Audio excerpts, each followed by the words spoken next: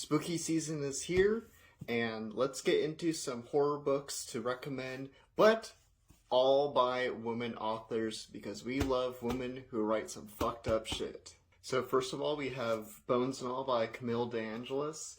This was actually a movie. That's how I found out about it. This came out the movie came out a couple years ago. The second the credits rolled, I immediately ordered this. It's like cannibal romance, basically. This teenager, she runs away from home after something kind of bad happens.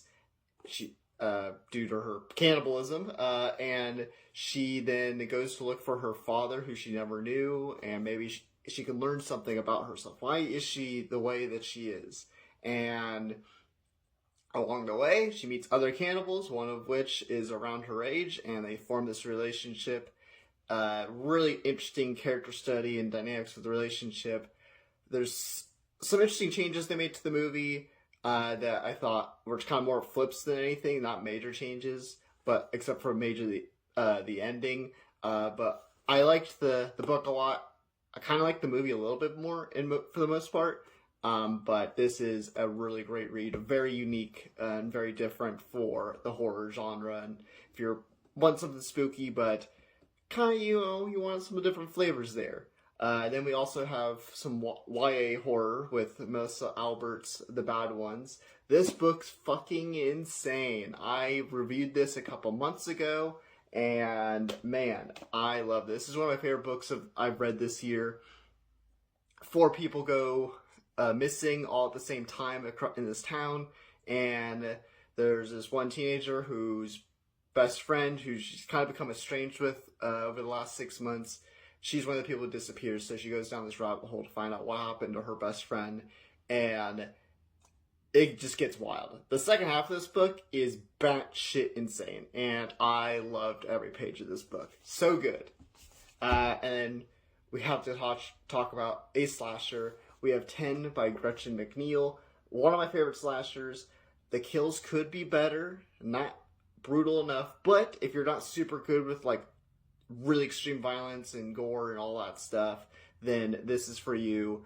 10 high schoolers go to this island or this house that is lived by from this family the most popular girl in school lives at, and they're all invited to go attend a party from her. Everyone's like, it's her, how could we not? And well, she's not there. They're like, oh well, maybe she'll get here by the next day or something like that. Well, at some point bodies start dropping, and is there a killer who got onto the island, or is one of these 10 people a killer? Or 9 or less, technically, because bodies do start dropping. And really great. The paranoia of this is really awesome and really fun. It's really thrilling because everyone starts losing their shit.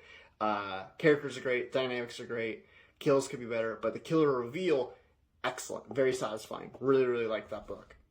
The Lost Village by Kim Sten. It's a Swedish novel that was translated. So if you want a horror novel from a woman and it's in translation, there you go. This is probably my favorite horror novel of all time. And it's probably the only thing that's really scared me a big time. I am a huge horror veteran. I'm a huge horror fan. And not much in literature has really gotten me. And this has documentary filmmakers, like amateur documentary filmmakers, go to this village in Sweden where everyone disappeared except for a baby, and a woman was tied to a post and stoned to death. And this happened like decades ago, and they're trying to figure out what happened. And 2 of them have a actual emotional connection to this place, and they have a real personal reason to be there. And this book's insane. You get flashbacks of what actually happened in the village and sort of the build up to the disappearance, and it is wild, and I thought it was terrifying. I understand some people just found it just a little creepy and not really terrifying, but everyone's a little bit different. Then there's Someone Inside Your House by Stephanie Perkins. Actually, when I recommended spooky books a couple weeks ago, I talked about one of her other novels. There's The Woods Are Always Watching. I liked that better, but this is still a really good YA slasher novel. Kills are a little bit better than I was talking about in 10, although I thought the landing was better in 10 than this book. But I still thought the ending was so good. But basically, this teenager. She's about a year in of living in this town. She has some really dark shit in her past and that she's kind of struggling with. And then on top of all of that, a killer is going around town killing her classmates and whatnot. And really fun, not super long slasher that's perfect for the fall and spooky season. So yeah, these are just some books that you should really definitely check out, and make sure you like, comment, favorite, all that jazz for the algorithm and to support me. I do a lot of content on books and writing, and you can check out my book, The Huntress and the Trickster, if you want a brutal urban fantasy novel.